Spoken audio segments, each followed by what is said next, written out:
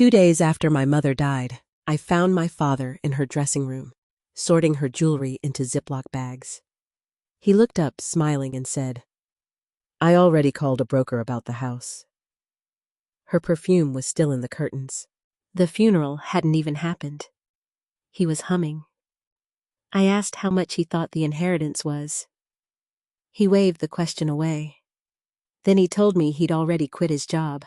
But let me start from the beginning, because the humming was only the first thing that didn't make sense. I appreciate you pressing play on this one. Before we begin, leave me a quick comment. Have you ever watched someone in your family make a decision that changed everything, and you were the last to know? Yes or no? I read every single one. A quick note. Some details in this story have been adjusted for narrative impact.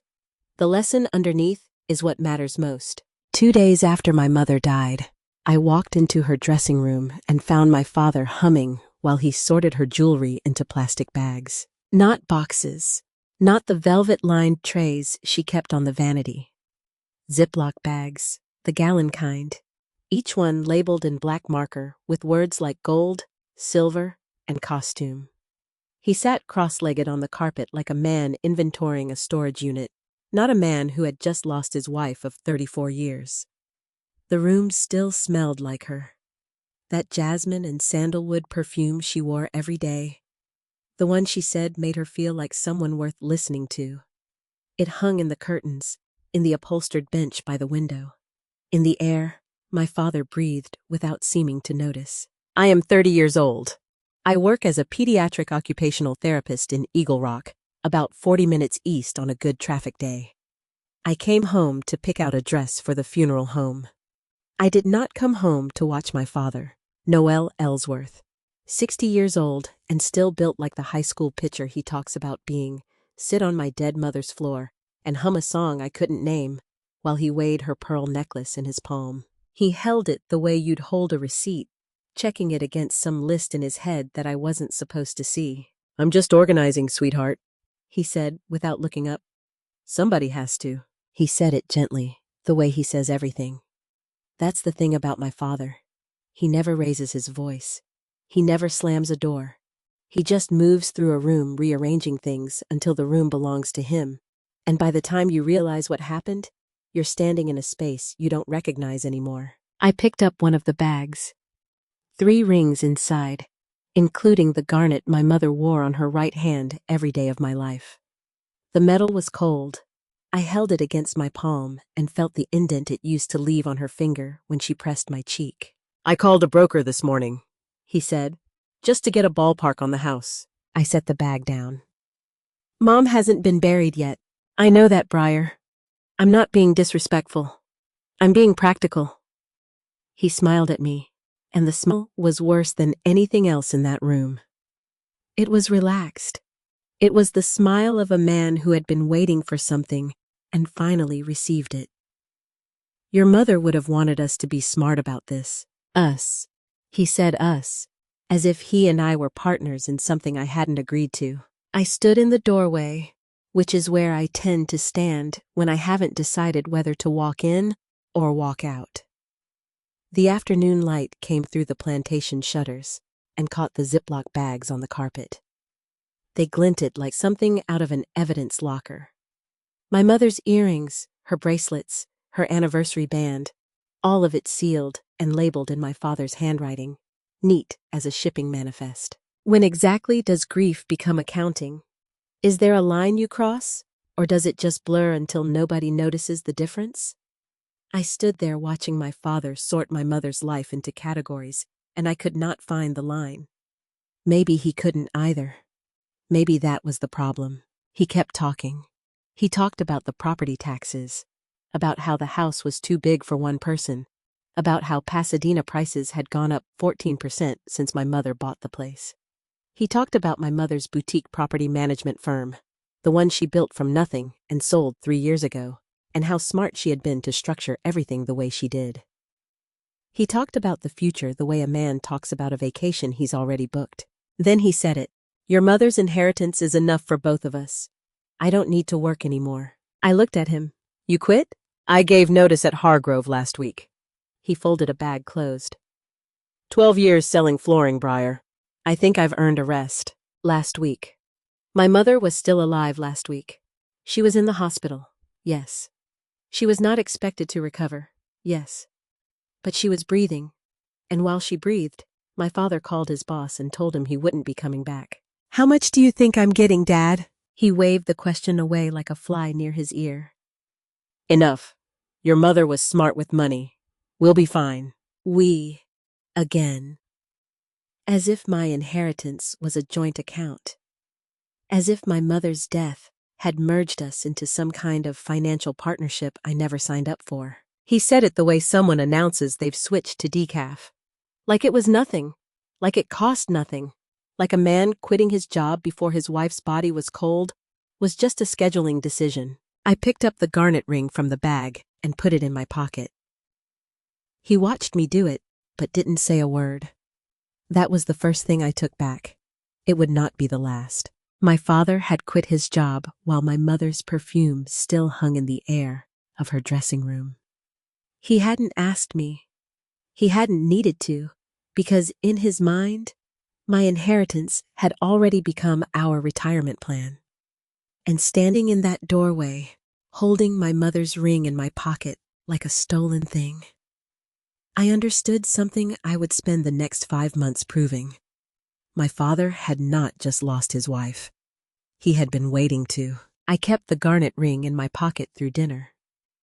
I pressed it with my thumb under the table like a talisman, like proof that something in that house still belonged to my mother, and not to whatever version of my father had replaced the one I thought I knew. Henrietta brought a casserole and Lorraine brought wine, as if grief were a potluck and all we needed was the right side dish. My grandmother, Henrietta Ellsworth, is 83 years old and sharp enough to remember every neighbor's birthday, but selective about which of her sons' lies she chooses to notice. She set her casserole on the counter, kissed my cheek, and told me I looked thin. She did not ask how I was doing. She asked where Noelle had put the good plates. Lorraine Prescott is my father's younger sister, 55, an independent interior decorator who has changed careers 4 times and married twice, but somehow always ends up needing exactly the amount of money someone else has just received. She poured herself a glass of red before anyone sat down and told me the funeral flowers were beautiful, which was the only true thing anyone said that night. We ate. The casserole was good. The conversation was careful. Henrietta talked about the weather turning. Lorraine talked about a client who was renovating a mid-century in Silver Lake. My father talked about my mother the way you talk about a colleague who retired, fondly and in the past tense, as though the loss was organizational rather than personal. Nobody asked me how I was doing. Nobody asked what the estate looked like. They had moved directly to distribution, and the only person who seemed to notice was me. It started with Henrietta. She mentioned, almost offhandedly, that her landlord in Altadena had raised the rent again. She said it the way she says everything, with a sigh and a shrug, as if trouble just followed her around and she had long ago stopped trying to outrun it. My father set down his fork. Don't worry about it, Mom. Once everything clears, I'll buy you a place. Henrietta didn't look surprised. She didn't gasp or wave her hand or say that's too much. She nodded the way a person nods when they're confirming a reservation. And then she said, There are some lovely condos near Old Town. I've looked. She had looked. She had already looked. My food stopped tasting like anything. The casserole went thick in my mouth. I took a drink of water and held the glass against my palm, cold and slick, and listened to my father turn to his sister. And Lorraine, he said, 600,000, clean slate. You deserve a fresh start. Lorraine's wine glass caught the overhead light as she lifted it. She smiled. Not a grateful smile, a relieved one. The smile of someone who had been told the check was already in the mail and just needed to wait for the envelope. There were sympathy cards stacked beside the fruit bowl. My mother's obituary was still open on my phone, and my father had apparently already started his second career as a philanthropist, distributing an estate that hadn't cleared probate to people who had rehearsed their gratitude in advance. I set my water glass down. Mom hasn't even been buried yet, Dad. The table went quiet. The kind of quiet that has weight to it, where you can hear the refrigerator hum and the tick of the hall clock, and the small sound of Lorraine placing her wine glass back on the table a little too carefully. My father looked at me with the expression he uses when he thinks I'm being emotional. Patient. Slightly tired. The face of a man explaining something obvious to someone who should already understand. I'm talking about taking care of family, Briar. Whose family? Henrietta looked at her plate. Lorraine studied the stem of her wine glass. My father's jaw tightened, just once, just enough for me to see the muscle move beneath his skin. Then he smiled again. Let's not do this tonight, he said. Not in front of your grandmother. I didn't say the thing that would have made an uncomfortable moment worse. That was something I was very good at back then, swallowing sentences whole, letting them dissolve somewhere below my ribs where nobody could hear them. I nodded. I helped clear the dishes. I hugged Henrietta at the door and told Lorraine it was good to see her, because that is what you do in a family where the women absorb and the men distribute. After they left, my father found me in the kitchen rinsing plates. You embarrassed my mother tonight, he said. I turned off the faucet. I asked a question. You asked it in a way that made everyone uncomfortable.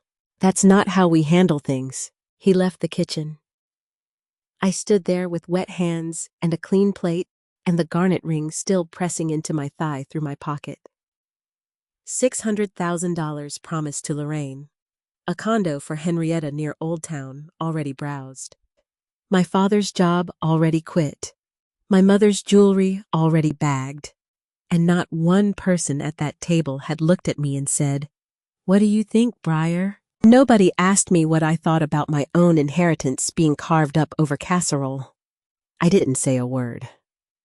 But the next morning, my phone rang, and the person on the other end was someone my father hadn't expected me to hear from.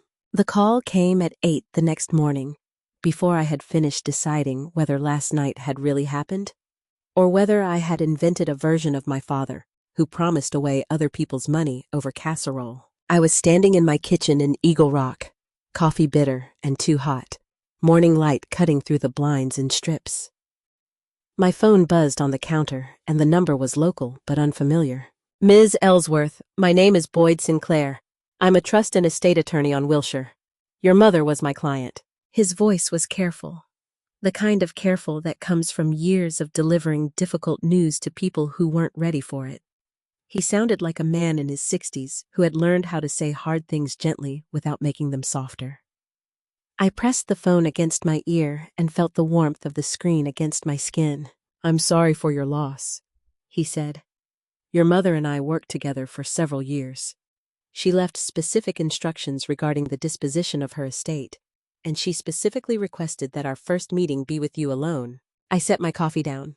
Alone? There are several documents Cosima wanted me to go through with you personally. She was very clear about the sequence. Can my father come with me? There was a pause. Not a long one. Long enough.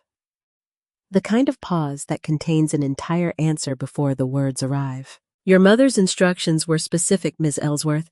I'd like to honor them. I stood in my kitchen, holding the phone, and listening to the silence after he spoke. My mother had been dead for 3 days. She had been in the hospital for weeks before that, declining in a way that was slow enough to feel permanent and fast enough to catch everyone off guard. And at some point during that decline, she had sat down with an attorney and told him to call me. Not my father, not the family. Me. What kind of mother arranges for her daughter to meet a lawyer alone, unless she already knows what the father will try to do? I scheduled the appointment for the following day. Boyd gave me the address, 3rd floor, and told me to bring identification. He said the word identification the way a doctor says results, neutrally, with something heavy just behind it. I drove to Pasadena afterward. I told myself it was to pick up the funeral home paperwork, which was true. I told myself it had nothing to do with Boyd's phone call, which was not true. Something had shifted. The questions I had been swallowing since the dressing room were starting to harden into something I couldn't ignore. My father was in his study when I arrived. The desk was covered in the usual disorder, Mail stacked unevenly. A coffee mug with a ring stain on the wood. Sympathy cards fanned out like someone had been reading them for comfort or for show. He was on the phone when I walked in and held up one finger, the universal gesture for, "Give me a minute." I gave him a minute. I also gave myself a reason to look at his desk. The envelope was beneath 2 sympathy cards, partially covered, but not hidden well enough. The corner was visible, white with a red stamp across the top. The stamp said, "Final notice." The return address was a collection agency in Glendale, and the font was the kind that exists specifically to make people nervous. My father hung up the phone. "Briar, good. I was going to call you. Have you decided on the flowers yet? Your mother liked gardenias." He slid the envelope into the desk drawer the way you would pocket a receipt you didn't want anyone to see. Fast. Practiced. The drawer closed with a sound like a period at the end of a sentence he didn't want me to finish. "What's that?" I asked. "Just junk mail. You know how it piles up. Dad, that said final notice." He looked at me with the patient expression again, the one I was beginning to recognize as his default setting when a conversation moved somewhere he hadn't planned. "Collection agencies send those to everyone. It's a scare tactic. Don't worry about it." He changed the subject to gardenias. He talked about the arrangement my mother had preferred at her sister's funeral years ago. He talked about color and placement and whether the church would allow live flowers near the altar. He talked the way a man talks when he needs the air in the room to be full, so there's no space left for the question he doesn't want to hear. "Junk mail doesn't say final notice. Junk mail doesn't make your hands move that fast." I took the funeral paperwork from the kitchen counter where he'd left it and drove back to Eagle Rock. I didn't mention Boyd. I didn't mention the envelope. I held both of them inside me like 2 halves of a combination I hadn't yet figured out how to turn. My father hadn't just been planning how to spend my inheritance. He'd been hiding something that made the spending urgent. And my mother, barely cold in the ground and still somehow 1 step ahead, had made sure I would find out without him in the room. The next morning, I drove to Wilshire with both hands on the wheel and my mother's garnet ring on my right hand, where it fit loosely and caught the light every time I turned. Boyd Sinclair's office was on the 3rd floor of an older brick building, the kind of place with narrow hallways and a lobby directory that looked like it had survived 3 governors. The elevator smelled like old carpet and filing cabinets. The hallway smelled like leather and decades. I found his door at the end of the corridor, frosted glass with gold lettering that had been reapplied at least twice. I was already standing when I walked in. 63 years old, charcoal suit, reading glasses pushed up on his forehead like he'd forgotten they were there. His office was small and organized in the way that suggested he knew where everything was, but didn't care if anyone else did. A legal pad sat on the desk next to a water bottle with my name written on a sticky note. A box of tissues sat at the edge of the desk, positioned the way someone sets something out that they hope won't be needed. I decided immediately that I was not going to touch them. "Thank you for coming, Miss Ellsworth." He gestured to a chair. I sat. He sat. Between us was a desk, a closed manila folder, and the kind of silence that happens when one person knows everything and the other is about to start learning. I began with the routine things. Death certificate filed. Probate timeline, 60 to 90 days, depending on the court. The house would need to be appraised. There were accounts to inventory. He spoke in the measured cadence of Anne, who had given this speech before. Each sentence separated from the next by a pause that functioned like punctuation. I picked up the water bottle. I did not open it. I held it in my hands because they needed something to hold. Then he closed the folder. "Ms. Ellsworth, I need to ask you something, and I'd like you to answer honestly." I nodded. "Did your father ever tell you he came to see your mother?" "About 8 months ago. Without you?" 8 months ago. My mother had still been driving herself to chemotherapy. She had still been strong enough to sit in a car and pretend the nausea wasn't there, and walk into a building and meet with someone about the thing she had spent her life building. And during that time, while she was still alive, still fighting, my father had gone to her to talk about what would happen after she stopped. "No," I said, He didn't. Boyd nodded as though he had expected that answer. He contacted her 3 times over a period of about 8 months. The conversations concerned her estate. What about her estate?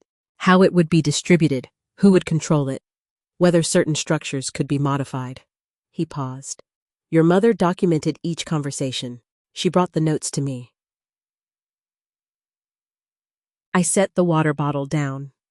My mouth was dry and the bottle was right there, and I still didn't open it, because opening it felt like admitting something I wasn't ready to admit. How do you sit across a desk from a stranger who knows more about your family than you do and pretend you're not already coming apart? You don't. You just sit very still and let the information land and hope that the chair holds you. What did he want to modify? I asked. I can share some of that with you today, but not all of it. He placed his hand flat on the closed folder. Your mother was very specific about the timing. There are documents she wanted you to see, but she built a waiting period into the release. Certain materials become available to you 72 hours after the funeral. Why? Because your mother knew you. He said it simply, without sentiment. She knew the first week would be overwhelming. She knew people would be making demands, and she wanted you to have a few days of clarity before the full picture arrived. I looked at the folder under his hand. It was thin, maybe 10 pages, maybe fewer. But it sat on that desk like something with weight far beyond its size. My mother had held that folder, or one like it. She had sat in this chair, or one like it. She had looked at this man and told him exactly when to show me what she'd found, because she knew that if I saw it too soon, I would break. And if I saw it too late, my father would have already spent what he didn't have. There's something your mother wanted you to see, Boyd said, but she was very specific about the timing. He took his hand off the folder, but didn't open it. Come back in 3 days. Bring questions, because the answers are going to change what you think happened. I stood up. I shook his hand. I walked back through the narrow hallway and rode the old elevator down and sat in my car in the parking structure for 11 minutes before I turned the key. My mother had known. She had known what my father would do, and she had built a system to protect me from it, timed down to the day, structured like the business she once ran. Even dead, she was still managing the situation. Even gone, she was still one step ahead of the man she married. I didn't wait 3 days to start asking questions. I started that evening. I drove back to Pasadena with Boyd's words still turning in my head, and by the time I pulled into the driveway, I had decided I wasn't leaving that house without a number. Not a range, not a deflection, not a proverb about family. A number. My father was in the kitchen. The overhead light was on, and his laptop was open on the counter next to a half-eaten sandwich and a mug of coffee that had gone cold enough to form a skin on top.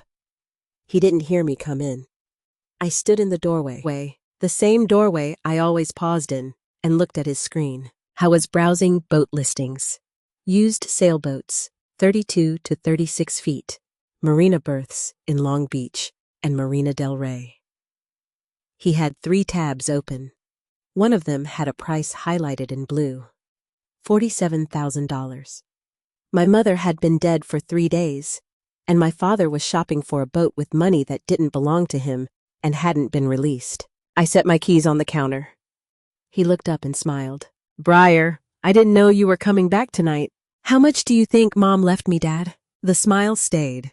That was the tell. When a normal person gets asked a direct question, the expression shifts. It adjusts to match the new information. My father's smile didn't move. It just froze, like a screensaver that hadn't timed out yet. Why does it matter? He said. We're family. If you've ever heard someone say those words right after you ask them a direct question, you already know what it means. It means they are not going to answer. It means the phrase itself is the answer. And the answer is, stop asking. That's not a number, Dad. Your mother was smart with money. She took care of things. We don't need to get into specifics right now. He closed the laptop, casually, as if the boat listings were just weather he had been checking. Why are you making this adversarial? I'm asking a question. You're the one making it a wall? He picked up his mug, looked at the cold coffee, set it down again. The kitchen smelled like dish soap and the leftover casserole from the night before. Everything in the room was ordinary. The dish rack, the sponge by the sink, the fruit bowl with 2 bananas going brown, and my father standing in the middle of all that ordinariness, treating my question like an attack because answering it would mean admitting he had already spent the money in his head. I gripped the back of the kitchen chair. I did not sit down. You promised Henrietta a condo. You promised Lorraine $600,000. You quit your job. You're looking at boats. I kept my voice even. How much do you think this is, Dad? Because you're spending like you already know. Marriage is full of small surrenders that look like compromises. So is being someone's daughter. The difference is that a compromise requires both people to give something up. What my father did was different.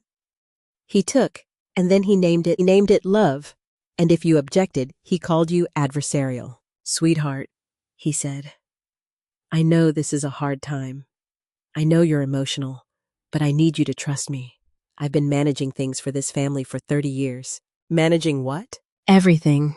The house, the bills, the logistics. Your mother handled the business side, and I handled everything else. We were a team, and now that she's gone, I'm trying to keep the team together. He spread his hands, palms up, the gesture of a man offering transparency while revealing nothing. We're family. That's what matters. There it was again. The phrase. The same 2 words, deployed like a deadbolt every time a conversation approached a door he didn't want opened. I stood in that kitchen, and I counted.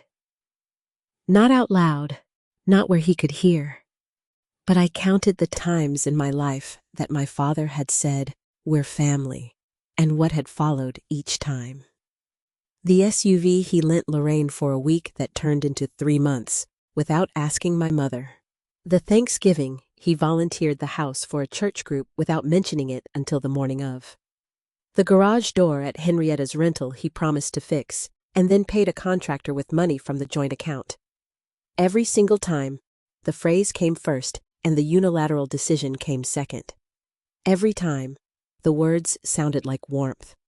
Every time, the meaning was permission he was granting himself. He called me sweetheart 3 times in that conversation.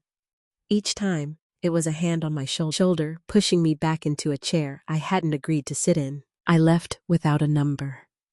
I went upstairs to my old bedroom and lay on the mattress with the ceiling fan clicking the same rhythm it had kept since I was 12. I stared at the ceiling and made a list in my head. Every instance, every deflection, every time love had been used as a lockpick. The list was longer than I expected, and in 3 days, I was going back to Boyd's office to find out exactly what my mother had known about the man who kept using that word to open doors that weren't his. 3 days passed. I went to work. I treated children who couldn't hold a pencil or button a shirt, and I helped them learn how. I drove home to Eagle Rock each evening and sat with the list I had made in my head, adding to it, testing each memory against the version of my father I had carried my whole life and the version that was forming now. They didn't match. I was beginning to accept that they never had. This time, Boyd didn't meet me at the door. He was already seated at the conference table when his assistant let me in, and the folder in front of him was thicker than anything I had seen at our first meeting.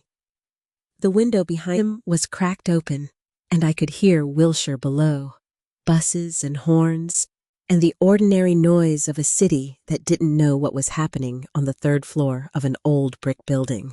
Thank you for coming back, he said. I sat down. I had not eaten since morning, and my stomach was hollow, but I didn't want coffee or water or anything that might slow down whatever he was about to say. I'm going to walk you through a timeline, he said. I want you to listen to all of it before you respond.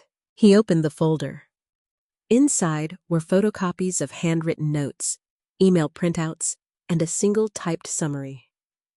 He laid them on the table in order, left to right. like a story he had been waiting to tell. Your father contacted your mother 3 separate times before her death. The first was an in-person visit, approximately 8 months before she passed. The second was a phone call, about 3 months later. The third was an email sent 6 weeks before she died. 8 months. My mother had been sitting across from her oncologist discussing survival rates while her husband sat across from her discussing how to manage what she would leave behind. She had still been alive. She had still been fighting. And he had already started planning the after. All 3 contacts concerned the same subject, Boyd continued. Your inheritance, specifically how it would be managed and who would oversee it once it transferred to you. Managed by him. Boyd paused. He had a way of pausing that wasn't hesitation but precision, as if he was choosing which word to place next the way a surgeon chooses an instrument. Your father's position, in each of the 3 contacts, was that the inheritance should be placed under joint oversight. His argument was that you were young, and that the amount was significant, and that family resources should be managed collectively. Collectively meaning him. Your mother interpreted it the same way. He lifted one of the handwritten pages and turned it so I could read it. The handwriting was small, precise, the kind my mother used for anything she considered important. Notes in blue ink on lined paper, dated, each entry separated by a thin horizontal line drawn with a ruler. The first entry read, Noel came to the house today. Said he wants to discuss B's future. Used the word manage 4 times. Did not once say Briar's decision. I read the sentence twice. Not because I didn't understand it, but because the phrasing matched what my father had said to me in the kitchen. The same logic, the same framing. That idea hadn't arrived with grief. It had been there before my mother died. He had rehearsed it on her first. Boyd turned to the second page. A note from the phone call, 3 months later. Noel's words again, recorded in my mother's handwriting. Once Briar inherits, I can finally step back. I've given this family 30 years. She can carry it from here. I pressed my fingertips against the edge of the paper. The texture was ordinary, notebook paper, the kind you buy in packs at a drugstore. But my mother had written on it, the way you write something you know will be read in a room you won't be in. Who writes down their husband's words like evidence? Someone who already knows they will be needed. Why didn't she tell me? I asked. Boyd set the pages down carefully, aligning them with the edge of the folder. We'll get to that. That's not an answer. It is. It's just not a complete one yet. He looked at me with an expression that was not pity and not sympathy, but something closer to respect. Your mother had reasons for every decision she made regarding this estate. She documented them, she structured them, and she sequenced them so that you would receive the information in the order she believed would be most useful to you. He reached into the folder and slid a single sheet of paper toward me. I recognized my mother's handwriting immediately. The same blue ink, the same precise letters. But this was different. This was not a note taken during a conversation. This was a letter. It started with my name. Cosima authorized me to give this to you after her death, Boyd said. His voice dropped, not dramatically, but the way a voice drops when it knows the next thing it says matters. She wrote it for you, not for your father, not for the court, for you. I picked up the letter. The paper trembled in my hands, and I let it, because pretending to be steady felt like a lie I didn't have the energy for. My mother's handwriting had always been small and exact, as if every word cost her something and she refused to waste a single one. The letter was written on the same lined paper as the notes I had just read, but this was different. The notes had been documentation. This was a conversation she knew she wouldn't be alive to finish. It started with my name. Just my name, no dear, no sweetheart, no darling. Just the word itself, like she was calling me into a room. She wrote that she loved me and that she was sorry this letter existed. She wrote that she had hoped she was wrong about what was coming, but that she had spent 34 years learning how to read the man she married, and the things he said to her in those visits had confirmed what she had suspected for longer than she wanted to admit. She wrote that he had come to her 8 months before with a plan. Not a question, not a concern, a plan. And the plan was that once I inherited, the money would become a family resource, managed collectively, which meant managed by him. She wrote, "I don't want to leave you my opinion of your father along with my money." I read that sentence and felt my throat close. Because she was right. She knew me. I probably would have done exactly what she feared. I would have defended him. I would have argued with her. I would have wasted whatever months she had left fighting about a man who wasn't dying instead of sitting beside the woman who was. She had weighed her options. A dying woman with perfect clarity, and she had chosen to let me keep my father a little longer, rather than force me to see him for what he was before I was ready. Boyd waited.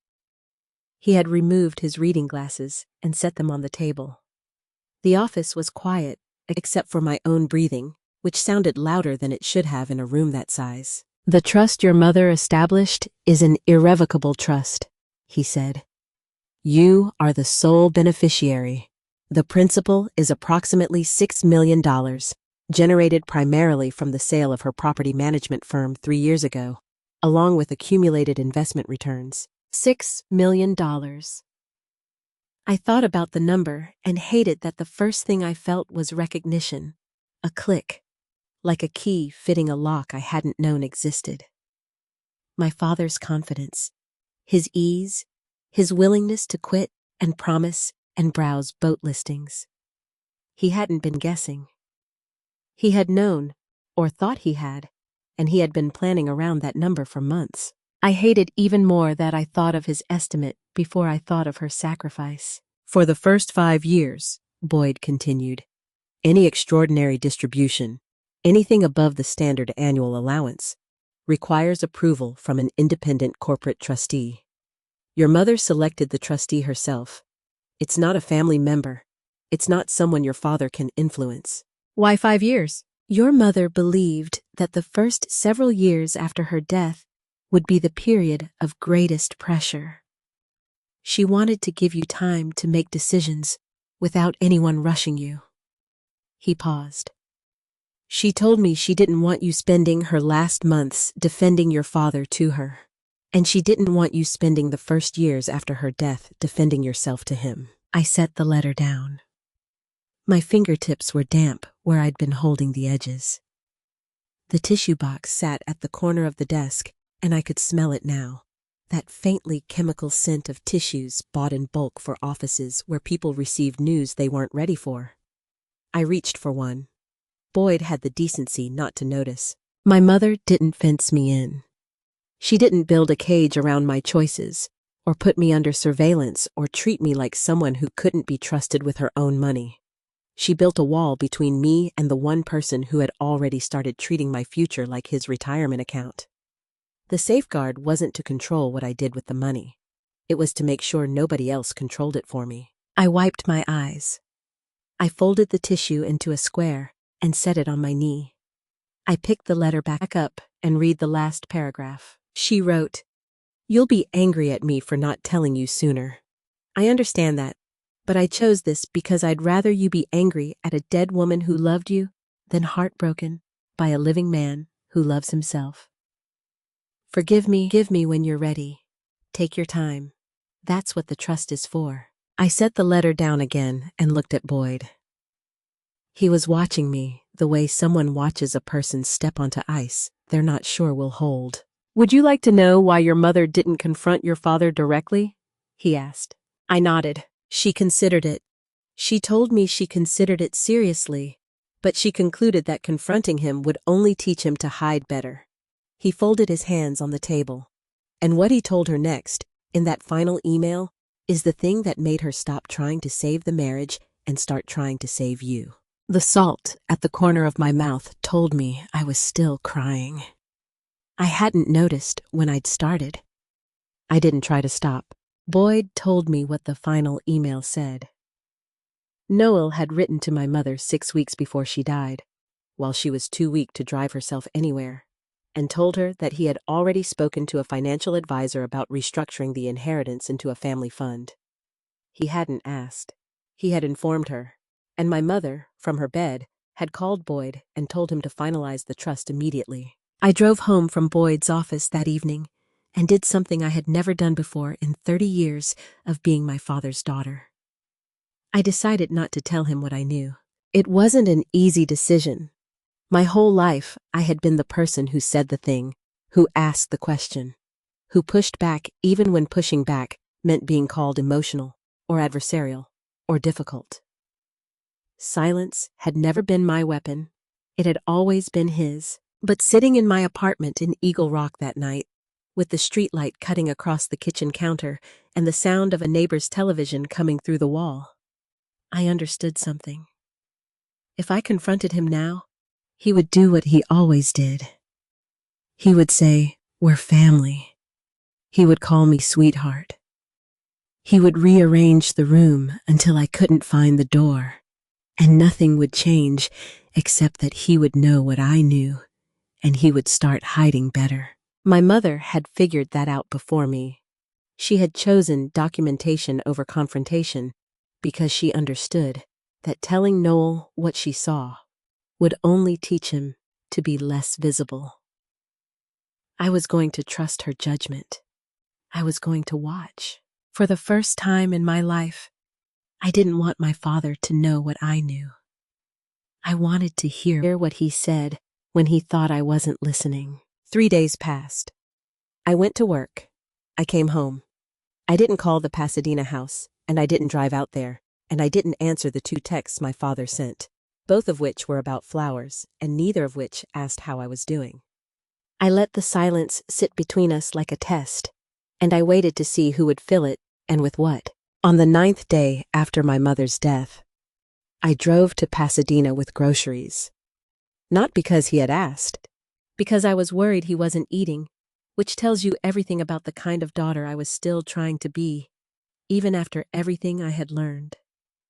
I bought the things he liked: sourdough bread, sliced turkey, the brand of orange juice he'd been drinking since I was in middle school.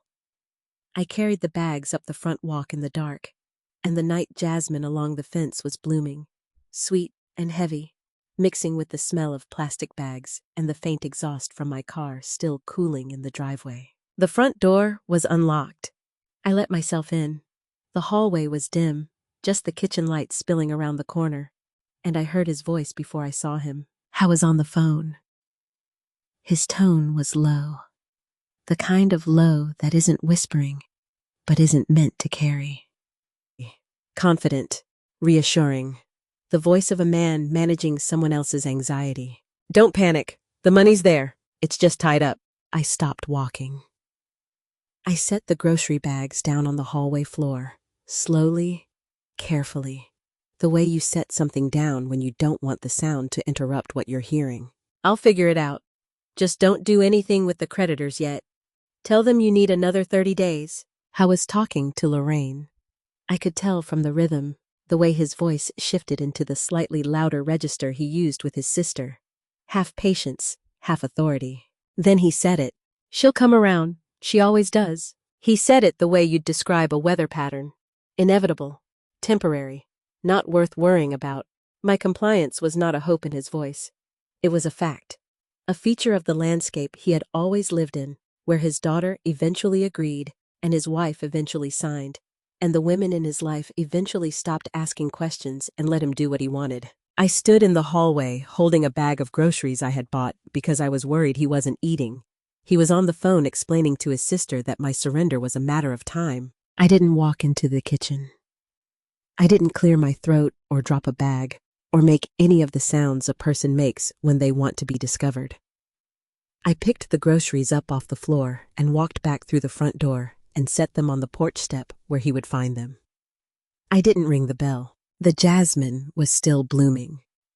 The porch light was on. My father's shadow moved behind the curtained kitchen window, still talking, still reassuring, still certain. I sat in my car for a full minute before pulling away. Not because I was deciding what to do. I had already decided.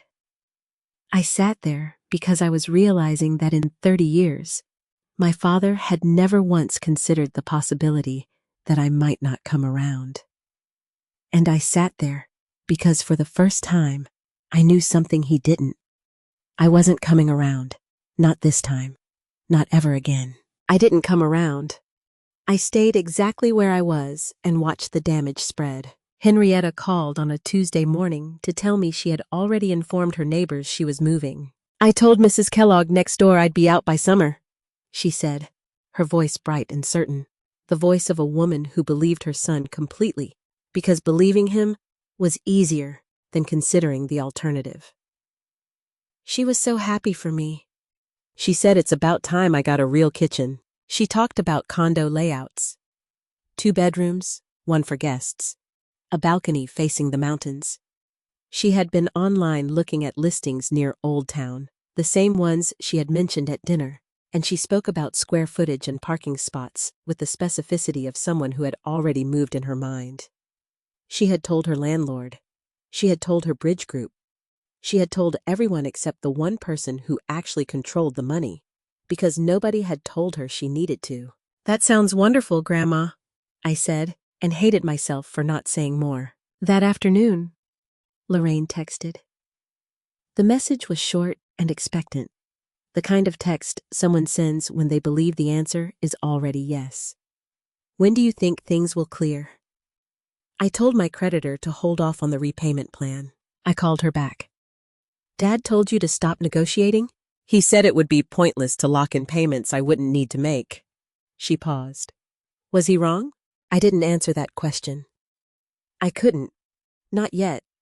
Not without unraveling everything in a way that would hurt people who hadn't done anything wrong. I told her I didn't have a timeline yet and that she should talk to her creditor before anything defaulted. She said okay in a tone that meant she heard me, but wasn't going to listen. My father didn't just promise money that didn't exist. He convinced people to stop protecting themselves because help was on the way. Help that was never his to send. I drove to Pasadena that Saturday. The house smelled like his aftershave, the same brand he'd worn for 20 years, applied like any other weekend morning. He made coffee.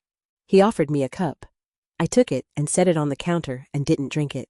I want to ask you something, I said. He leaned against the counter, arms crossed, relaxed. Of course. When did you first talk to Mom about her estate? The arms stayed crossed.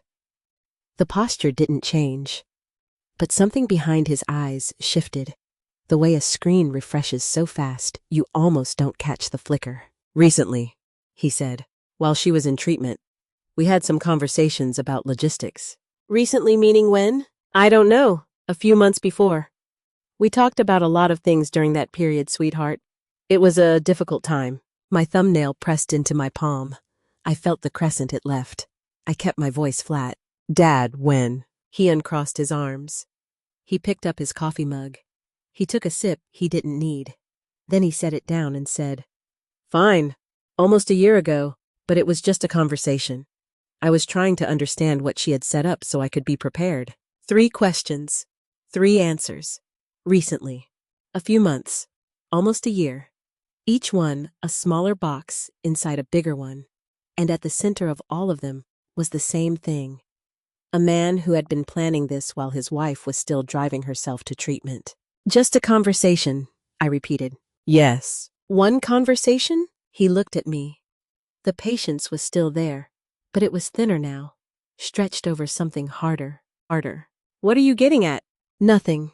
I just want to understand the timeline. The timeline is that your mother and I talked about things the way married people do. I didn't ambush her. I didn't pressure her. I brought it up because somebody had to think about the future, and she agreed it was worth discussing. He said she agreed. He said it with the same confidence he used on the phone with Lorraine. Certain. Final. The voice of a man who had never been questioned long enough to run out of versions of the story. But I had heard my mother's version now. I had read it in her handwriting, and her version didn't include the word agreed. I picked up the coffee I hadn't touched. I poured it into the sink. He watched me do it, and for the first time since this started, I saw something in his face that wasn't patience or confidence or control. It was attention. The kind of attention a person pays when they realize the conversation isn't going the way they rehearsed. I left without answering his last question. I drove back to Eagle Rock with the windows down and the radio off. Almost a year. Not grief, not panic, not a foolish decision made by an exhausted man after a funeral. My father had been planning this while my mother was still alive, still calling me on Sundays, still fighting. And somewhere in Boyd's office on Wilshire, there was a file that would show me exactly how far those plans had gone. I was going to ask for every page. I called Boyd the Monday after the confrontation and told him I wanted the full file. He said the waiting period had passed and we could schedule a meeting. I said tomorrow. He said he'd make room. But the proof I didn't know I was looking for arrived before I ever got to his office. It arrived over iced tea at a memorial brunch I almost didn't attend. A cousin of my mother's had organized it, a belated gathering for the people who hadn't made the funeral. It was held at a restaurant in Glendale, a place with cloth napkins and too much natural light. And I went because not going would have required an explanation I didn't have the energy to invent.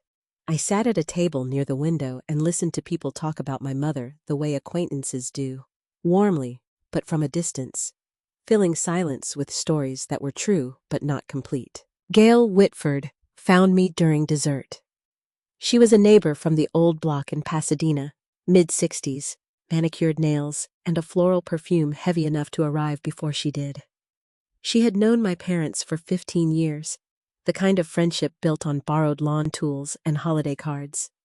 She sat down next to me and touched my arm and told me she was sorry for my loss. And then, in the same breath, without changing her tone, she said the thing that changed everything. Your dad mentioned he'd pay Glenn back once everything clears. I hope that's going smoothly for you. Glenn was her husband. I knew him vaguely, a retired sales manager who grilled steaks on Sundays and waved from his driveway. The iced tea in my hand went metallic. I could taste it at the back of my throat, cold and wrong, like biting into foil. I kept my face still. When did he borrow from Glenn?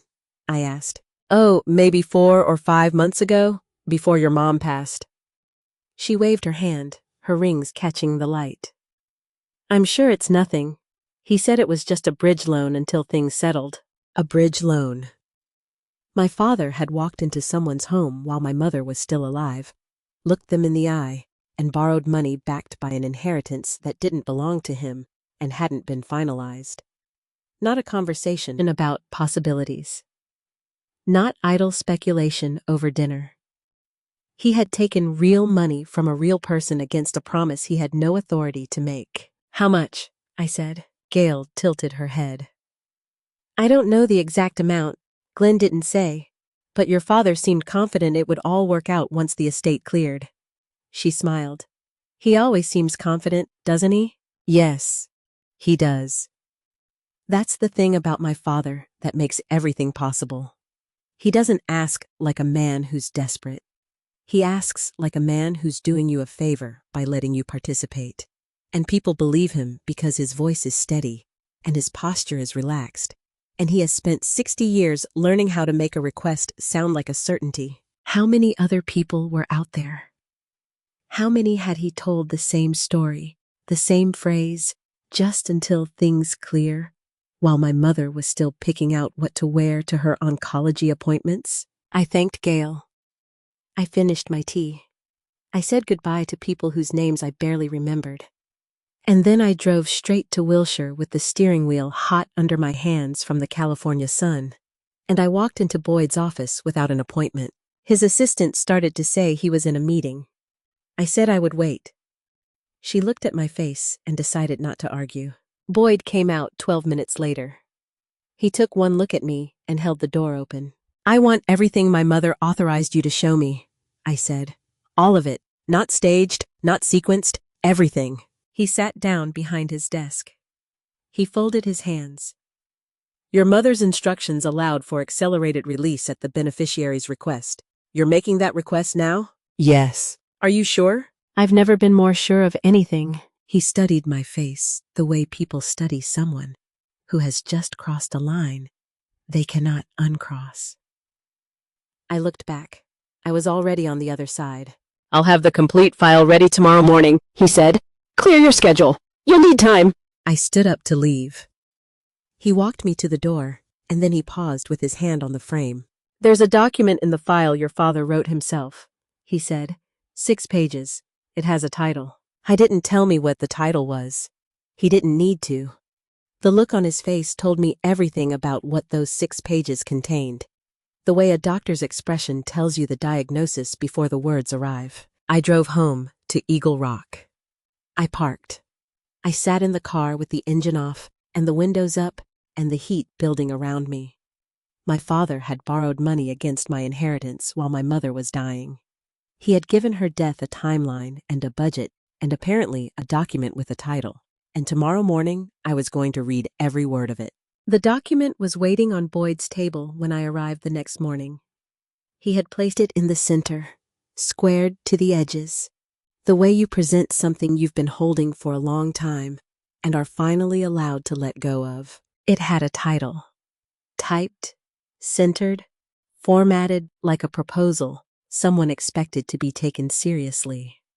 Ellsworth Family Investment Plan. 6 pages. My father's name at the bottom of the first page, dated 8 months before my mother died. I actually laughed, not because it was funny, because my father had given my mother's death a business plan, complete with headers and projections and a date that told me he had written it while she was still strong enough to garden, still calling me on Sundays, still alive in every way that mattered. Boyd said nothing. He sat across from me with his hands folded and let me read. Page 1 was an overview. The language was polished, almost professional, as if my father had studied how proposals were written and copied the format. It described the Ellsworth family's financial position and outlined what he called a transition strategy for the post-estate period. Post-estate, as if my mother's death were a fiscal quarter. Page 2 was projections. His retirement figured prominently, of course. Annual living expenses, a monthly draw from the trust, a column for discretionary spending that included travel and a line item for a property at Lake Arrowhead. He had priced marina berths. He had compared mortgage rates. He had done research. Page 3 was for the family. The condo for Henrietta, the amount promised to Lorraine, a smaller allocation for household maintenance. Every figure matched what he had announced at that dinner table. The promises hadn't been spontaneous generosity. They had been line items. Before I show you what was on page 4, I need to pause. If you're still with me right now, drop your guess in 1 sentence. What do you think my father was really hiding behind all those plans? A quick note. What follows contains some dramatized details to deepen the emotional impact. The message underneath is what matters. I turned to page 4.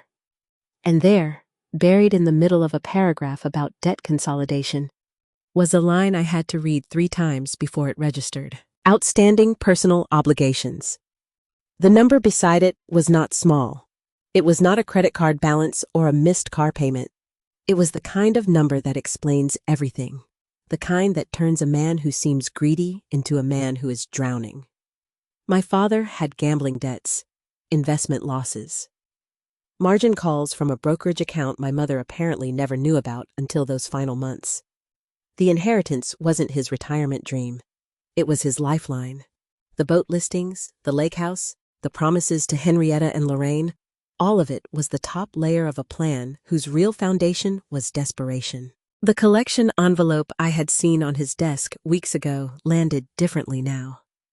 That red stamp, that fast hand, that drawer slamming shut. He hadn't been hiding junk mail. He had been hiding the reason all of this was urgent. I kept reading. Pages 5 and 6 were distribution timelines and a summary of expected returns. My name appeared on every page. I counted. 11 times across 6 pages. My expected inheritance. My projected assets. My investment income, my trust distributions, my annual yield. I was a funding source in my father's spreadsheet.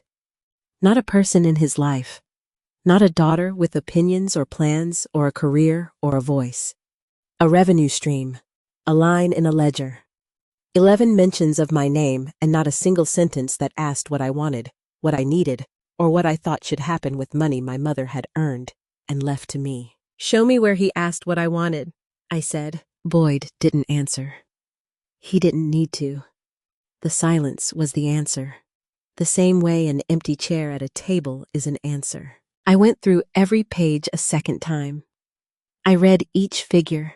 I traced each line item with my fingertip, the paper sharp-edged under my thumb, smelling of printer ink and the inside of a folder that had been waiting in Boyd's drawer for months.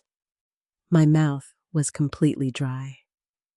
I pressed my tongue against my teeth and kept reading because stopping felt like losing something I couldn't name. Then I closed the folder. My hands were steady. That surprised me. I had expected them to shake, expected tears, expected the kind of collapse that happens in movies when a person learns the worst thing. But I was past that. I had been past that since the dressing room, since the Ziploc bags, since the humming. Every moment since my mother died had been building toward this folder, and now that I held it, I felt something I hadn't expected. Clarity. I looked at Boyd. I'm not requesting any distributions, I said. Not for him, not for his mother, not for his sister, not $1. Boyd nodded once. He didn't try to talk me out of it. He didn't remind me of family obligations or suggest I take time to think. He just wrote it down. I stood up and walked out of his office, holding the folder against my chest, like something I had finally earned the right to carry. I drove home from Boyd's office with the folder on the passenger seat and a sentence in my head that I had never said before and wasn't sure I knew how to say again. That evening, I called Boyd from my kitchen table with the lights off, as if darkness made the decision easier to say out loud.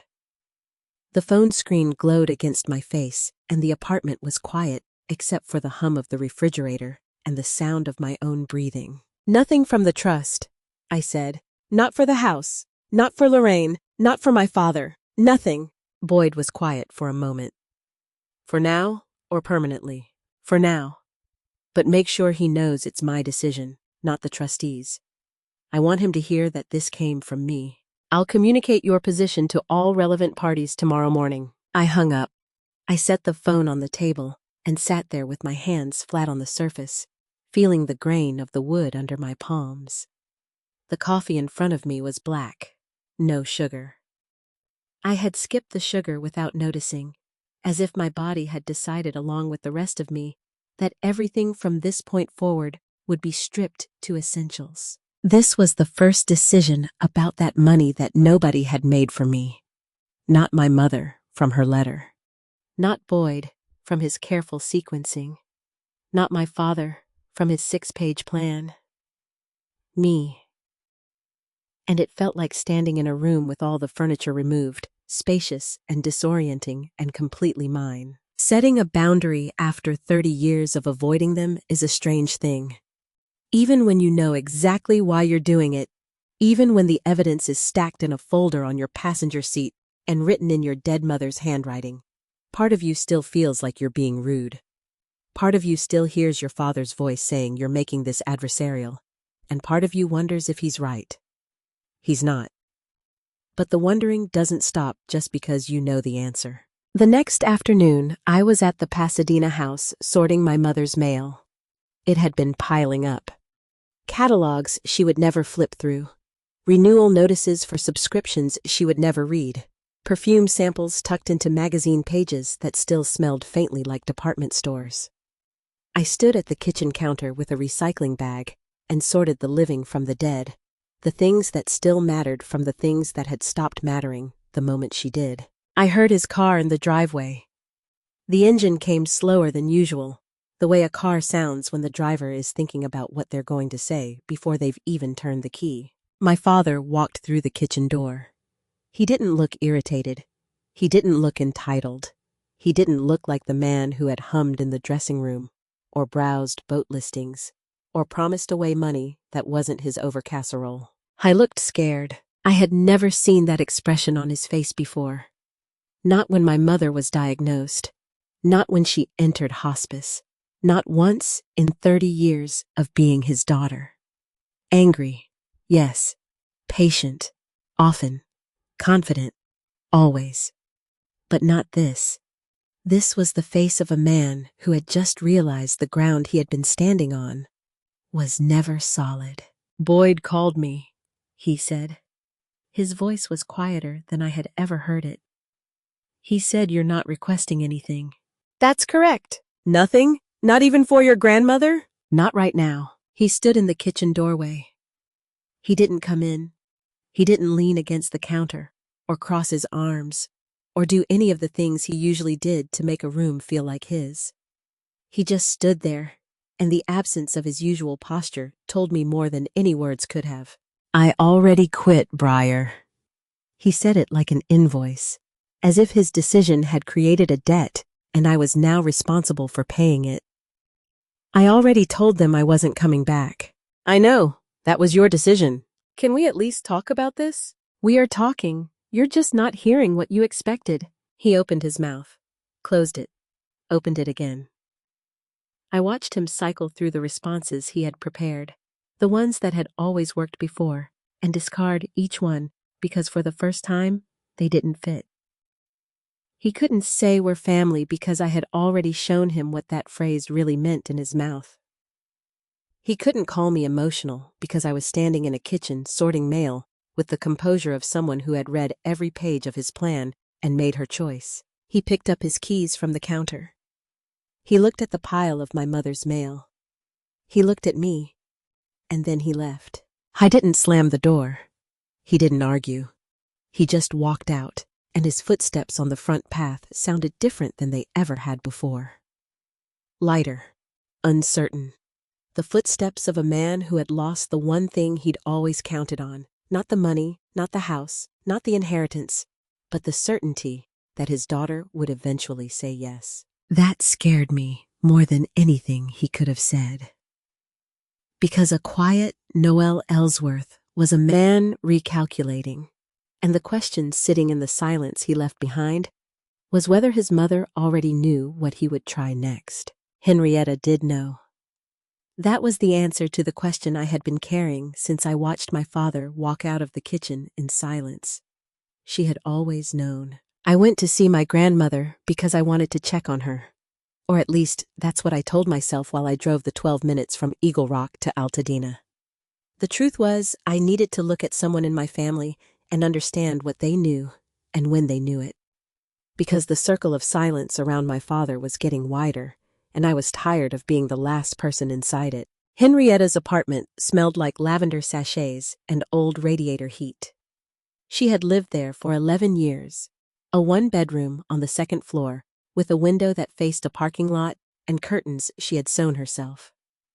She made tea without asking if I wanted any, the way grandmothers do, and we sat in her living room on furniture, so worn the velvet had gone smooth under my fingers. She talked about my mother for a while, small things, the way Cosima organized her spice rack alphabetically, the time she drove 4 hours to bring Henrietta soup during a power outage. She talked the way people talk when they're circling something larger, filling the space with safe stories before the unsafe ones arrive. Then she set her teacup down and looked at me with an expression I hadn't seen before. Not guilt, exactly. Something older than that. Something that had been sitting behind her eyes for years. "He's always had trouble with money, Briar. Even before your mother." I didn't move. I let the sentence land. "How long have you known?" I asked. Her hands tightened around the cup. Her knuckles went white. She looked past me toward the window, toward the parking lot and the mountains beyond it. "Long enough to know I should have said something. People are inconvenient that way." Henrietta had driven me to urgent care when I was 9 and held my hand while they stitched my chin. She had sat with my mother through the worst days of treatment, bringing magazines and hard candy and the kind of quiet company that doesn't need words. She had done all of that. And she had also watched her son lie to everyone for years and chosen love over honesty every single time. "A mother protects her son," she said, "even when she shouldn't, I understand that now. I drank the tea. It was oversteeped and bitter, and neither of us mentioned it. I stayed for another hour. We talked about the condo she had been looking at, and I watched her face when she mentioned it, looking for the moment she would ask me about the money. She didn't. Either Noelle hadn't told her about my refusal, or she already knew and had decided not to push. With Henrietta, it was hard to tell. She was 83 years old, and she had spent a lifetime loving a difficult son, and the skill set required for that made her nearly impossible to read. I drove home. I heated soup I didn't taste. I sat on my couch and stared at the wall and tried to decide whether knowing that my grandmother had been complicit made me feel better or worse. It made me feel both. That's the thing nobody tells you about family betrayals. They don't come from strangers. They come from people who also held your hand at urgent care. The phone rang at 9 that evening. My father's name on the screen. I almost didn't answer. They gave it to Hargrove, he said. No greeting, no preamble, just the name and the fact, delivered in a voice I barely recognized. He started Monday. They said they might have something else later. Probably less money. Probably a lot less. What do you say to a 60-year-old man who just discovered that quitting his job on the assumption his daughter would fund his retirement was, in fact, a terrible plan? What is the correct response when the consequences you warned no one about arrive exactly on schedule? Okay, I said. Okay, that's it? What would you like me to say, Dad? I was quiet. I could hear him breathing through the phone, and the breathing was uneven, the kind that comes from a chest that's working harder than it should. Not crying, not quite, but close. I was there 12 years, he said. 12 years, and they replaced me in a week. His voice on the phone was smaller than I had ever heard it. Not the man who hummed in the dressing room. Not the man who promised condos and lump sums over dinner. Not the man who said she'll come around with the certainty of someone describing gravity. This was a man standing in a room he had furnished entirely with other people's money, watching it all get carried out. I said goodnight. He said goodnight. Neither of us said I love you, which was something we had always said before, and the absence of it now felt like a door that had closed without either of us touching it. After we hung up, I sat in the dark for a long time. My grandmother had known. My mother had known. His employer had moved on in less than a week. Everyone in my father's life had seen this version of him except me. Or maybe I had seen it too, and I had just been too busy keeping the peace to call it what it was. I chose not to look for 30 years. I chose peace over clarity and comfort over truth, and the version of my father that let me sleep at night over the one that was actually standing in the kitchen. That's not an accusation. That's a confession. And what happened next almost proved that I hadn't learned a thing. I heard my father cry for the second time in my life on a Wednesday evening in April. The first had been at my mother's funeral, and I had believed that one. I was at the Pasadena house, dropping off a bag of my mother's dry cleaning I had found in the back seat of my car. It had been there since before she died, wrapped in plastic with the tag still pinned, and the perfume trapped inside the bag smelled so much like her that carrying it up the front walk felt like holding a ghost by the sleeve. The front door was unlocked again. I stepped into the hallway and heard his voice from the kitchen, low and shaking, and this time, the shaking was not confident stressed down. It was real. I don't know what to do anymore, Lorraine. I stopped. I set the dry cleaning against the wall without a sound. No, Briar didn't do this. I did this. I shouldn't have promised you that money. A pause. Lorraine talking on the other end, words I couldn't hear. It wasn't mine. I know that now. The first time I had stood in this hallway and listened to my father on the phone, he had called my compliance a fact of nature. This time, he called himself the problem. His voice cracked on the word mine.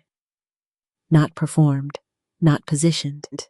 Cracked, the way things crack when they've been holding weight too long. I wanted to believe the second version so badly. I could feel it in my chest.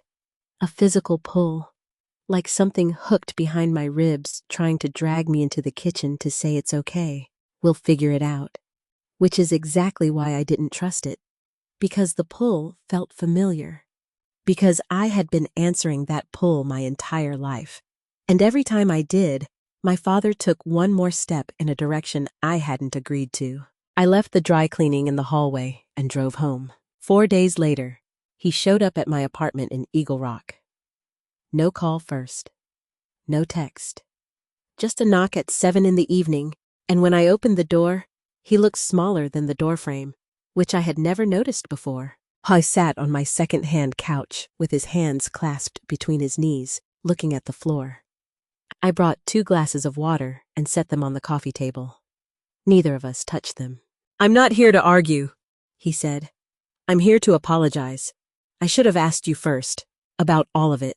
If you've ever watched someone you love finally say the right thing at the wrong time, you know the feeling.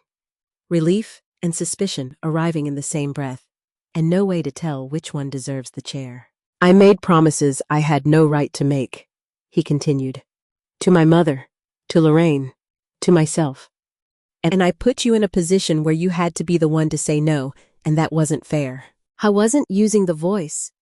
Not the patient one, not the confident one, not the one that managed rooms and rearranged conversations until the exit disappeared. This was a voice I had never heard from him, stripped down and uncertain, and it scared me because I couldn't tell if it was the truest thing he had ever said or the most sophisticated version of the same trick. "I don't need everything," he said. "Just enough to get stable. I'll pay it back. Whatever terms you want. I'll sign anything." I looked at him. 60 years old, sitting on a couch that cost me $200 at an estate sale, asking his 30-year-old daughter for a loan from her dead mother's trust. His hands were still clasped. His eyes were still on the floor. And the worst part, the part that almost broke me, was that I believed him.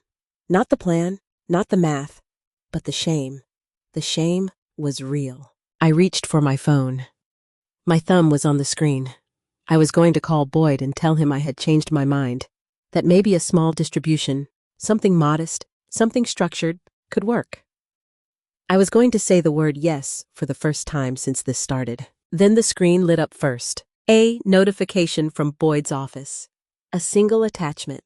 The subject line was 2 words. Full picture. I held up one finger to my father. He watched me look down.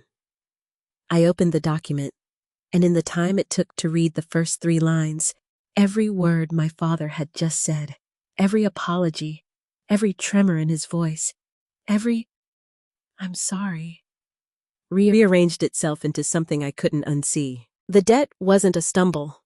It wasn't a temporary shortfall or a bad quarter or a mistake made under stress. It was years.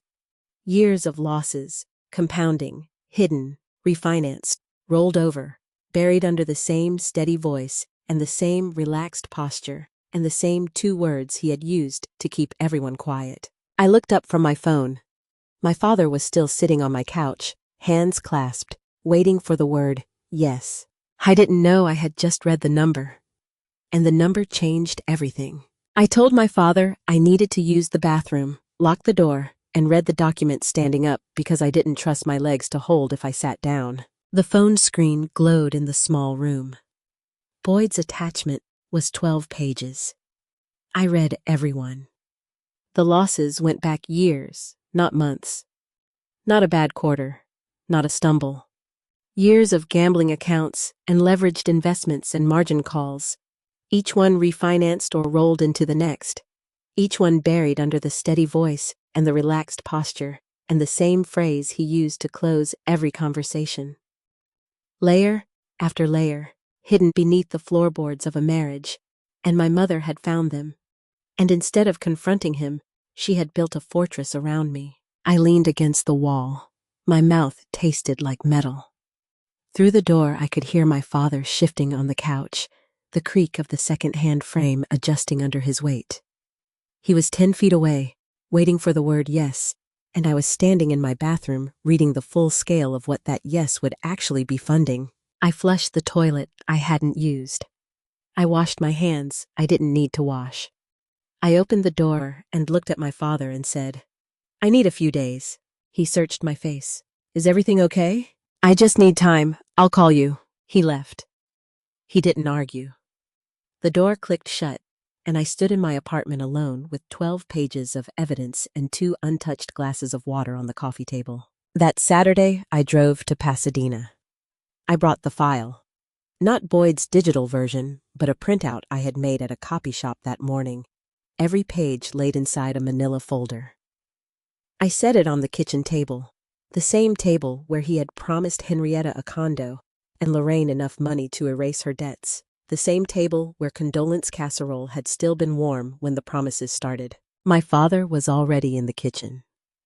The house smelled less like my mother every week. The coffee pot was cold. Neither of us poured from it. I opened the folder. I turned the first page toward him. I'm going to go through this with you, I said, page by page, and I need you to sit there and look at it. He sat. His chair legs scraped against the tile. He looked at the first page the way you look at something you've been running from that has finally stopped chasing and is simply standing in front of you. I went page by page. The investment accounts, the brokerage statements, the margin calls, the consolidation loans taken out against the house my mother had paid off. His name was everywhere, and so was mine. My expected inheritance, my projected assets, my trust distributions. I was a line item in my father's recovery plan. Not a daughter in his life, a funding source in his spreadsheet. Show me where you asked what I wanted, I said. I didn't touch the pages. He didn't defend himself. He didn't say, we're family, or call me sweetheart, or deploy any of the phrases that had worked for 30 years. He just sat there, and the absence of his usual defenses was more devastating than any of them would have been. Why? I said. The refrigerator hummed. The overhead light buzzed the way it always had, a faint electrical whine my mother used to say she'd fix and never did. My father's hands were flat on the table, one on each side of the folder, palms down, as if the table might move if he let go. I wanted to be like your mother, he said. I didn't respond. I let him continue because I could hear in his voice that the rest of it was coming whether I asked or not. The person everyone leaned on, the one who could fix things. Your mother built that company from nothing and sold it, and everyone looked at her like she had figured out something the rest of us hadn't. And I spent 30 years in flooring, 30 years selling tile samples out of a binder. And when she got sick, I thought, this is my chance. Not to take from her, to be her, to be the one the family turned to. He hadn't spent 8 months plotting to rob me. He had done something more ordinary and more heartbreaking. He had built a story where my inheritance solved every disappointment he carried about himself, and he had never noticed I was a person in that story, not a prop. You used my mother's money to feel like my mother, I said, and you never once asked me if that was okay. No, he said, I didn't. The kitchen was quiet. The refrigerator hummed. A car passed on the street outside. The overhead light buzzed. Then my father said, I'm sorry. And for the first time, I believed him completely. Not the apology on my couch days ago, shaped like strategy. Not the tears on the phone to Lorraine, half performance and half real. This one, this sorry, said in the kitchen where my mother used to cook dinner and hum songs she wouldn't sing anywhere else. This was the truest thing he had ever said to me, which made what I had to say next the hardest sentence I had ever spoken. Because understanding why someone hurts you doesn't mean you're required to let them keep doing it. I looked at my father across the kitchen table where he had promised his mother a house and his sister enough to start over. And I said the truest thing I had ever told him. I understand why, Dad. I do. His eyes came up. Hope moved across his face like light through a crack in a door. But I can't accept how. The hope didn't die. It just went still. The way an animal goes still when it realizes the door isn't opening. I kept going because if I stopped, I would lose the shape of what I needed to say. And I had been building this sentence for weeks, maybe for years, maybe for my entire life. You were scared. I believe that. You watched Mom build something extraordinary, and you spent 30 years feeling like you hadn't built anything that matched it. And when she got sick, you saw a chance to become the person the family turned to. I understand that. I understand the insecurity underneath it, and I understand the debt, and I understand why you couldn't tell anyone. I was looking at his hands.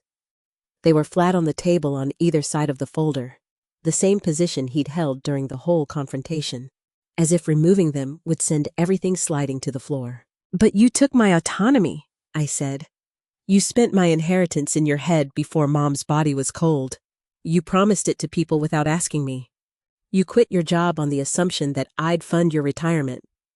You wrote a 6-page plan with my name on every page and my voice on none of them. And you treated my agreement as a certainty, because in 30 years I had never given you a reason to think otherwise. Someone becoming better doesn't obligate you to return to the version of yourself who had to be hurt before they changed. It took me 30 years to learn that sentence. I wish someone had taught it to me when I was young enough for it to cost less. You didn't need to protect me from the trust, I said. Mom didn't need to protect me from you. You both needed to ask me, and neither of you did. That last part surprised us both. I hadn't planned to include my mother in it, but sitting at her table, in her kitchen, with the evidence of my father's desperation spread between us, I realized the truth was wider than one villain and one hero. My mother had seen what was coming, and instead of telling me, she had built a legal structure to tell me for her. She had chosen to protect me, rather than to trust me with the information while she was alive. And she had been right to do it, probably. But being right and being fair are not always the same thing. My father's chin dropped, not dramatically, just the slow downward drift of a man absorbing something he can't argue with because it's true. What do you want me to do? He asked. He looked wounded, and I hated that I still cared. But caring about someone's pain and absorbing it into your own life are two different things, and I had spent 30 years confusing them. I want you to solve the debt yourself, I said. Get a job, make a repayment plan, talk to Henrietta and tell her the truth about the condo. Talk to Lorraine and tell her the truth about the money. Don't blame me. Don't blame the trust. Don't say I wouldn't let you. Tell them what you did and why. And us? I need distance. Not forever. Not a door slammed shut, but distance. This is the first decision in this house that nobody else gets to make for me. The kitchen was quiet. Evening air came through the cracked window carrying the smell of eucalyptus from the yard, and I could hear a neighbor's sprinkler start up somewhere down the block. The overhead light cast sharp shadows across the pages still spread on the table. My father's plan, my mother's letter, my decision. Mom didn't need to protect me from my father with a lawyer. She just gave me enough time to see clearly what I would have talked myself out of seeing. The trust wasn't a cage. It was a delay. And in the space that delay created, I found something my mother had always had and my father had always borrowed. The ability to sit with an uncomfortable truth long enough to act on it instead of around it. Noel didn't argue. For the first time in 30 years, he didn't deploy a phrase or a posture or a redirect. He just sat there. Then he stood up slowly. He picked up his keys from the counter, and they jingled, a small mechanical sound that felt louder than it should have in a kitchen that big. He walked to the door. Then he turned around. Can I still call you? I nodded. About anything except money. He almost smiled. Not quite. The corner of his mouth moved and then stopped, like a sentence that starts and decides it isn't ready yet. Then he left. I stood in the kitchen and listened to his car start and pull out of the driveway. I walked to the front door and turned the deadbolt. The brass was cold under my fingers, and the moment it clicked into place, I felt guilty for locking it, which is the strange thing about setting a boundary after a lifetime of keeping the door open. You know why you're doing it. It still feels like something you need to apologize for. The guilt faded. Not all at once. It took weeks, the way a bruise takes weeks, changing color slowly until one morning you look down and realize you can't remember which arm it was on. I found out my father apologized to his mother the same way I found out about most things Noel Ellsworth did, from someone other than him. Henrietta called me on a Tuesday in May. She FaceTimed, which she almost never did, and when her face appeared on my screen, she was smiling. The first real smile I had seen from her since my mother died. She was sitting in her kitchen in Altadena with the late afternoon light coming through the window behind her, and the lavender sachets were still on the shelf. But the air felt different, lighter, as if someone had opened a window that had been painted shut. "Your father came by yesterday," she said. I waited. He sat at my table and told me about the house, the condo, all of it. She paused. He said, "That wasn't mine to promise, Mom." Just like that. No excuses, no but. That sentence shouldn't have mattered as much as it did. 6 words. But it was the first time I had heard about my father taking ownership without a qualifier, without my name attached as the reason he couldn't deliver. He hadn't said the trust won't allow it or your granddaughter decided. He had said it wasn't mine. He looked tired, Henrietta added, but he looked honest, and I can tell the difference. I believed her.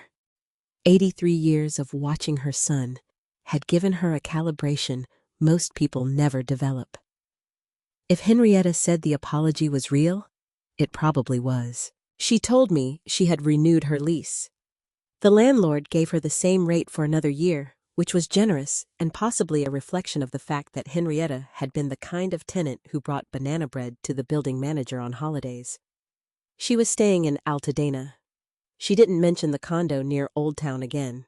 2 days later, Lorraine texted. The message was short. "Your dad called. He told me to work out a payment plan. I think he meant it this time." I read it twice. Then I set my phone down and made tea and sat with the fact that my father had called his sister and told her to resume the negotiations he had told her to stop. He had undone his own promise. He had taken it back without blaming anyone else for making him do it. Nobody ended up destitute. Nobody lost a home. The catastrophe they had all been preparing me to prevent turned out to be ordinary life. Bills, jobs, rent, the same things everybody else dealt with before my mother's money entered the conversation. Lorraine would negotiate her debts the way she should have from the beginning. Henrietta would keep her apartment the way she had for 11 years. And my father would stop promising things that belonged to other people. He found a job in late May. I heard about it from Henrietta, naturally. A sales position at a building supply company in Monrovia, smaller territory, lower commission structure, longer hours. It wasn't the job he wanted. It wasn't even close to the life he had sketched in that 6-page plan. But it was his. He had applied for it and interviewed for it and accepted it. And the paycheck that arrived every 2 weeks had his name on it and nobody else's. He started making monthly payments on the debt. Small ones, the kind that would take years to resolve, not months. But they were real payments from real earnings, and every one of them was a sentence in a language my father had never spoken before. Accountability without an audience. It wasn't the retirement he had imagined. It wasn't even in the same universe. But watching my father drive to work every morning in a used sedan he was making payments on, heard through Henrietta's kitchen window when I visited, felt like watching someone learn to walk after years of being carried. Unsteady, slow, but his. I visited Henrietta twice in May. We drank tea that was properly steeped because neither of us was distracted enough to forget anymore. We talked about my mother. We talked about the weather and the neighbors and the hummingbirds at her feeder. We did not talk about my father's debt or the trust or any of the things that had consumed the last 2 months. The absence of those topics was its own kind of relief, like stepping out of a building where a fire alarm has been ringing so long you forgot it was noise. Then one Saturday in early June, my father called. Not Henrietta relaying a message, not Lorraine texting a status update. Him. His voice on my phone, clear and a little nervous. "I was thinking about cleaning out your mom's dressing room." he said. The last of her things. Would you want to help? I said yes before I could think of a reason not to. The word came out the way reflexes do, before the brain has time to build a fence around them. And then I spent the whole drive to Pasadena wondering whether that was forgiveness or just muscle memory, and whether the difference mattered as much as I thought it did. It wasn't forgiveness. I decided that on the drive over. Whatever it wasn't that. Not yet. Maybe not ever, in the way people mean when they say the word. But I pulled into the driveway anyway, and the jasmine was blooming, and the front door was open. The dressing room looked different in June. The last time I had stood here, I was reading my mother's letter with shaking hands. Now the letter was in Boyd's office, and the jewelry was gone, and the room was just a room, cedar-lined and half-empty, morning light through the plantation shutters in soft bars across the carpet. If you've ever gone back to a room where you once found something that changed your life, you know it never looks the same twice. Henrietta was already there. She had driven from Altadena with cardboard boxes and packing tape. She was sorting my mother's scarves by color without being asked, folding each one the way my mother had kept them, as if the order itself were a form of remembrance. The hangers clicked when we bumped them. The lavender sachet in the top drawer was barely fragrant now, just a whisper, like a voice in the next room you can almost hear. She found the blazer at the back of the closet. Navy blue, still in dry cleaning plastic, the tag pinned to the collar. She read the date and went quiet. 2 weeks before she passed, she said. She dropped it off on a Tuesday. Told the girl at the counter she needed it pressed because she wanted to look sharp for your birthday dinner. My birthday is in April. My mother died in March. The dinner never happened. She said she was going to wear it with that silver necklace you gave her for Christmas. And then she told the girl, "My daughter's turning 31, and I intend to look like I raised her right." I laughed. It sounded exactly like something my mother would say, pride dressed up in good clothes. Henrietta laughed too, and then we both cried for about 30 seconds, standing in a closet full of empty hangers. And then we laughed again because crying in a closet is absurd, and my mother would have said so. First time I had laughed with anyone in my family since the funeral. It came out rusty, like a hinge that hadn't moved in months. We finished the boxes.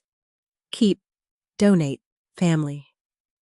Henrietta said she would take the donate boxes to her car. She stood in front of me and looked at my face, then reached up and touched my cheek with her palm, lightly, the way my mother used to when I was small and had been crying, and she wanted me to know it was over. My grandmother touched my face, and I felt my mother's hand. That's not grief. That's inheritance, the kind no lawyer administers. She left without mentioning my father or the coffee. She just picked up her boxes and walked out, and the room was quiet. I drove to the coffee shop on Colorado Boulevard. Ceramic mugs instead of paper cups, a window facing the sidewalk. My father was already in a corner booth, cup half finished, which meant he had arrived early, which meant he had been nervous, which meant he cared in a way he didn't know how to say. I didn't stand up too fast. He didn't smile too wide. He just said, "Hey." I sat down. I ordered. We talked. We talked about my mother, her habit of labeling leftovers with the day and the meal so the refrigerator read like a calendar. The way she sang in the car, but never in the house. How she once locked herself out and climbed through the laundry window at 56. My father shared a memory I hadn't heard. During his last year at the old job, my mother called his desk. Not about bills. She said she had seen a hawk sitting on the mailbox and thought he would want to know. That was the whole call. He told it quietly, his hands wrapped around his mug like he needed the warmth even in June. And when he finished, he looked out the window and didn't say anything for a while. "You want to know if I forgave him? I'll tell you what I did." I finished my coffee. I said I'd see him Sunday, and I meant it. 1 hour passed. We talked about the neighbor's dog he used to feed, and the time my mother repainted the bathroom the wrong shade of green and refused to admit it for a year. He didn't ask for anything. No forgiveness, no timeline, no next step. and I didn't offer any. I drove home. I counted what we had talked about. Cosima's quirks. The old house. Small, true things. And I realized that for 1 full hour, neither of us had said the word money or trust or inheritance or debt. Not because we were avoiding them, because there were other things to say. I don't call it forgiveness. I call it Tuesday. Tuesdays became the measure of things, not milestones or breakthroughs or the kind of moments people write about in letters. Just ordinary days where I did ordinary things and nobody asked me to justify any of them. That turned out to be enough. In July, I sat at my kitchen table in Eagle Rock and wrote the first check from the trust. It was to myself. A retirement contribution, modest. The kind of thing a 30-year-old pediatric occupational therapist should have started years ago but never did, because there was always someone else's emergency taking up the space where my future was supposed to go. My hand didn't shake. I signed it and sealed the envelope and set it on the counter and drank my coffee and went to work. The second thing I did was set up a housing assistance fund for Henrietta. Not a house, not a condo near Old Town. A fund in her name, managed by the trustee, available if she ever needed it. I called her and told her it existed and told her there were no conditions. She was quiet for a moment. Then she said, "You asked me what I wanted. Nobody's done that in a while." Henrietta didn't need a house. She needed someone who asked before writing the check. The rest of the trust stayed invested. I didn't touch it. I didn't draw up a plan or a projection or a spreadsheet with my name on every line. I left it where my mother had put it, growing quietly, doing what money does when nobody is panicking about it. You're waiting for me to say I gave it all away. I didn't. That's the point.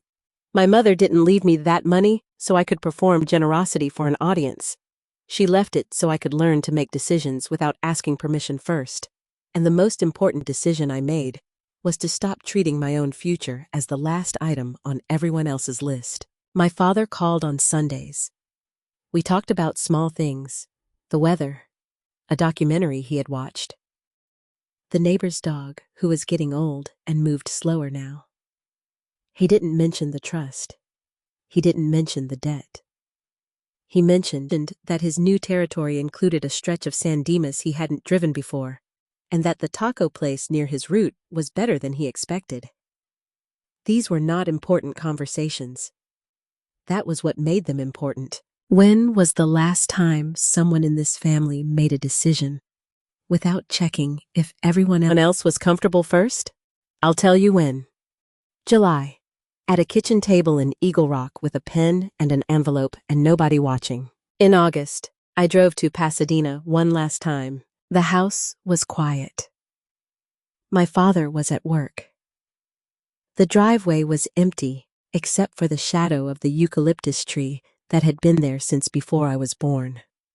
I let myself in with my key and walked down the hallway and stood in the doorway of my mother's dressing room. The closet was empty.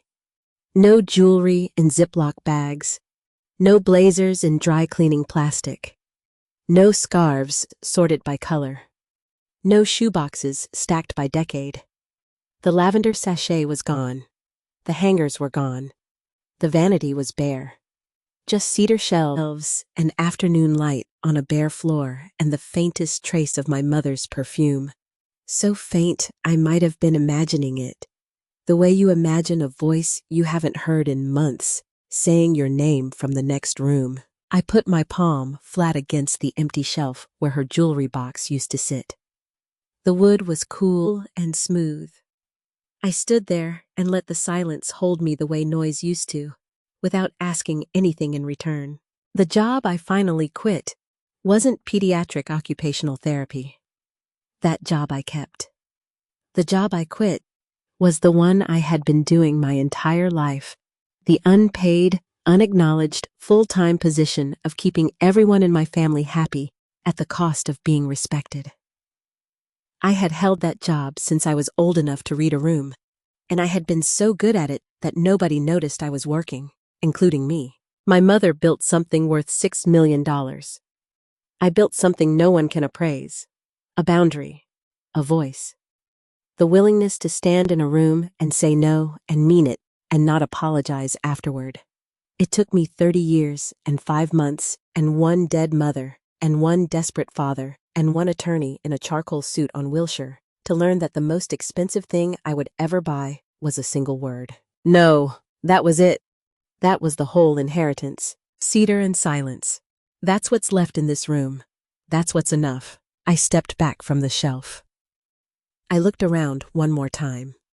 The light was shifting, the afternoon moving toward evening, and the bars through the shutters had traveled across the floor to the opposite wall. Everything in the room had moved except the emptiness, which stayed exactly where it was. Not sad, not heavy, just open. The way a room feels after you've taken everything out and realized the room itself was always the thing worth keeping. The dressing room is empty. I am not. I closed the door behind me. I didn't lock it. There was nothing left to protect. And for the first time in my life, that included me. I spent 30 years swallowing sentences to keep the peace. I confused silence with strength and obedience with love, and by the time I realized what I'd been doing, my mother was gone, and my father had already written my future into a spreadsheet without asking me once. Don't make my mistake. Don't wait until someone you love is gone before you learn to say no to someone who's still here. This family story taught me that boundaries aren't punishment. They're the thing you build when you finally love yourself enough to stop being the person everyone leans on and nobody listens to. I believe God put me through this so I could stand in that empty dressing room and understand that the real inheritance was never the money. It was the courage my mother couldn't hand me directly, the kind I had to earn by walking through every uncomfortable conversation and every sleepless night. If you're living your own revenge story right now, if someone in your family is using love as a reason you should stay quiet, hear me. You are allowed to say no.